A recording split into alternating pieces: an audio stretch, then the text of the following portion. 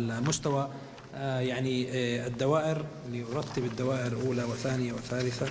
الأولى وين؟ هاي نعم.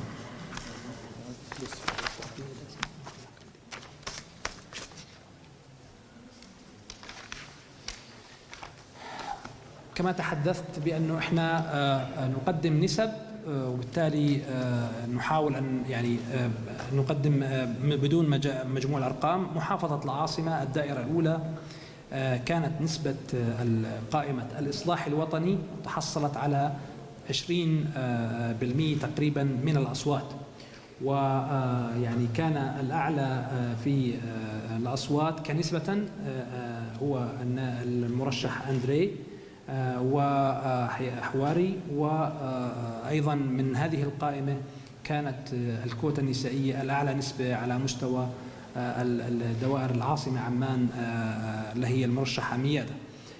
فيما يتعلق بأيضا القوائم الأخرى في ذات الدائرة، كان هناك قائمة الحق وقد تحصلت على 17%. أنا أتحدث عن القوائم التي تحصلت على مقاعد، يعني التي فازت. قائمة الحق وقد تحصلت على 17% من المقاعد، وكان على نسبة داخلها سليمان موسى أبو يحيى، هو كان النسبة الأعلى. أما القائمة التي تليها كانت قائمة فرسان الغد وتحصلت على 16% تقريبا.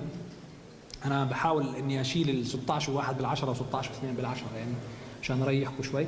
16% من المقاعد قائمة فرسان الغد، وكان الأعلى هو عبد الرحمن العوايشي. أما القائمة التي تليها كانت قائمة الإصلاح وتحصلت على 14% تقريبا من المقاعد، وكان الأعلى في النسب هو موسى أبو هنطش.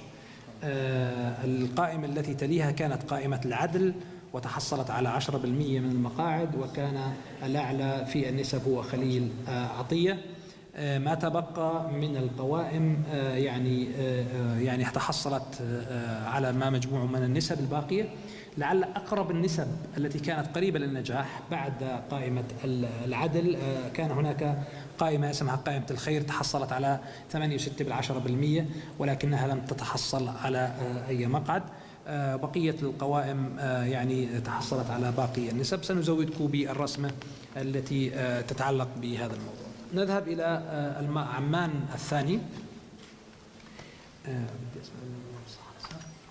عمان الثانية كانت القائمة الأعلى نسبة هي قائمة النخبة، وتحصلت على 15% من المقاعد، وكان على النسب داخلها المرشح غازي البداوي.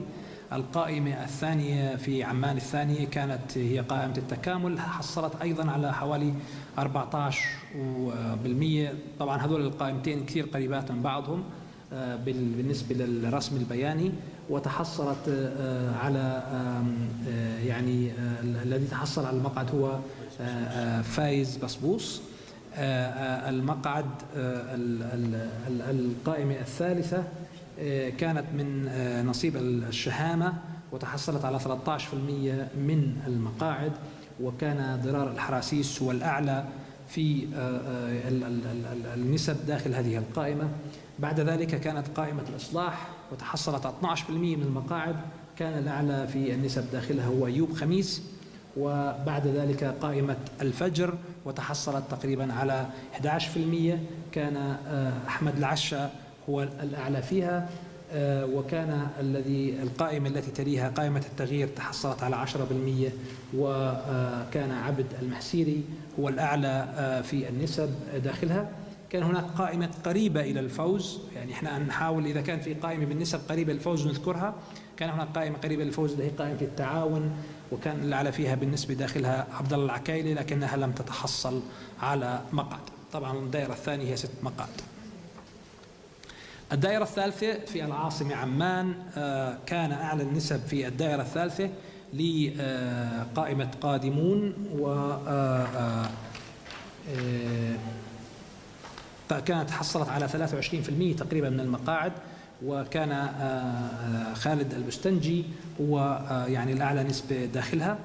القائمة التي تليها قائمة المستقبل عمان، وتحصلت على 17% من المقاعد، وهذه القائمة أيضا تحصلت على، كان الأكثر نسبة داخلها أحمد الصفدي، وداخل المستقبل عمان أيضا كان المقعد المسيحي هو الأعلى في الأصوات، وكان المقعد الشركسي المقعد المسيحي اللي هو عمر النبر، والمقعد الشركسي أيضا كان هو الأعلى في الأصوات اللي هو خلدون حينا.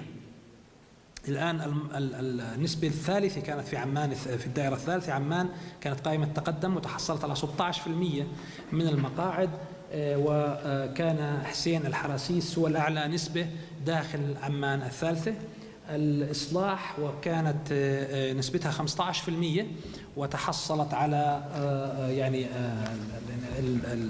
النسبة الرابعة أو المقعد الرابع، وكان داخلها صالح العرموطي هو الذي تحصل عليها. طبعا الدائرة الثالثة 4 مسلمين، 1 شركسي و1 مسيحي، وكانت القائمة التي يعني أقرب إلى قائمة الإصلاح هي قائمة معا، تحصلت على 13% من الأصوات، وكانت السيدة بثينة الطراونة هي الأعلى نسبة داخلها، ولكنها لم تتحصل على المقعد.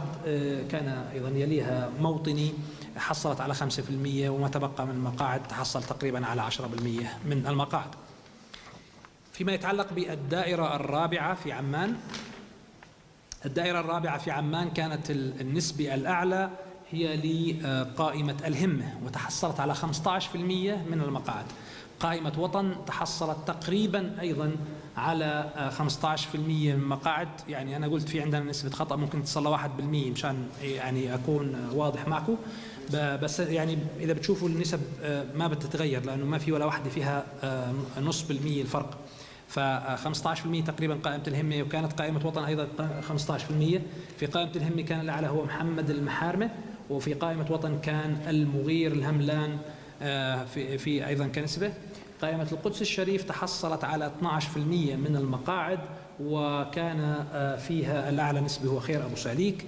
قائمة الشعب كانت تحصلت على 11% تقريبا من المقاعد، وكان عبد الله أبو زيد هو الأعلى كنسبة.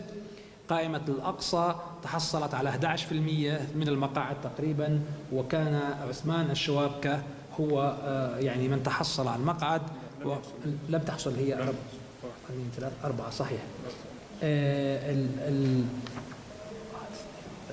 نعم، وكانت الأقصى قريبة، وأيضا الإصلاح كانت قريبة بنسبة 9% من المقاعد ولم تتحصل، وباقي القوائم تحصلت على 26% من المقاعد. العاصمة عمان الخامسة، قائمة الإصلاح كانت هي الأعلى بالنسبة وتحصلت على 14% من نسبة الأصوات، وكان ينال فريحات هو من تحصل على النسبة الأعلى داخل هذه القائمة. كان يليها قائمة البيرق، وكانت تحصلت على 12% من نسبة الأصوات، وكان يعني الذي تحصل على المقعد أسامة الرحيل، وكانت تليها بعد ذلك قائمة الراية حوالي 12%، المرشح نمر أسلحات. القائمة التي تليها قائمة المجد وتحصلت على 11%، وكان من نصيب ناجح العدوان هو الأعلى بالنسبة. الآن القائمة الأخيرة كانت قائمة العزم وتحصلت على 11% من الأصوات، وكان داخلها أعلى نسبة هو نصار القيسي. وقائمة الشعب بعد ذلك المقعد الأخير كانت تقريبا برضو 11%، ثنتين يعني كان آخر شيء الرسمة متشابهة. تحصل على المقعد داخلها أيمن صندوقة. ما تبقى من القوائم تحصلت على حوالي 30% من النسب. يعني هذول